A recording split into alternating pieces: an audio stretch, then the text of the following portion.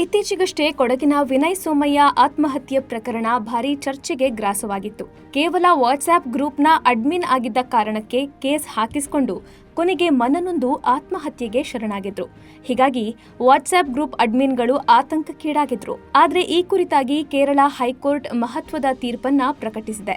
ಈ ಮುಂಚೆ WhatsApp group ಅಡ್ಮಿನ್ಗಳನ್ನ ಮಧ್ಯಸ್ಥಿಕೆದಾರ ಅಂತ ವ್ಯಾಖ್ಯಾನ ಮಾಡಲಾಗಿತ್ತು. ಒಂದ್ ವೇಳೆ ವಾಟ್ಸ್ಆಪ್ ಗ್ರೂಪ್ ಸದಸ್ಯರು ಕಾನೂನು ಬಾಹಿರ ಸಂದೇಶಗಳು, ಫೋಟೋ ಅಥವಾ ವಿಡಿಯೋಗಳನ್ನ ಹಂಚಿಕೊಂಡ್ರೆ ಅದಕ್ಕೆ ಗ್ರೂಪ್ ಅಡ್ಮಿನ್ಗಳನ್ನೇ ನೇರ ಹೊಣೆ ಮಾಡಲಾಗ್ತಿತ್ತು.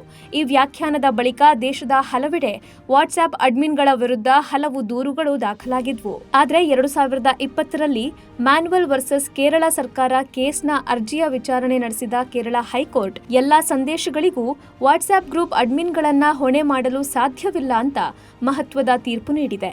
ಸ್ವತಃ ಅಡ್ಮಿನ್ ಈ ರೀತಿಯ ಮೆಸೇಜ್ ಹಾಕಿದ್ರೆ ಅಥವಾ ಅವುಗಳಿಗೆ ಪ್ರತಿಕ್ರಿಯೆ ನೀಡಿದ್ರೆ ಅಡ್ಮಿನ್ ಹೊಣೆಗಾರನಾಗುತ್ತಾನೆ ಅಂತ ನ್ಯಾಯಾಲಯ ಹೇಳಿದೆ. ಇದರಿಂದ ಗ್ರೂಪ್ ಅಡ್ಮಿನ್ಗಳು ಕೊಂಚ ನಿರಾಳರಾಗಿದ್ದಾರೆ.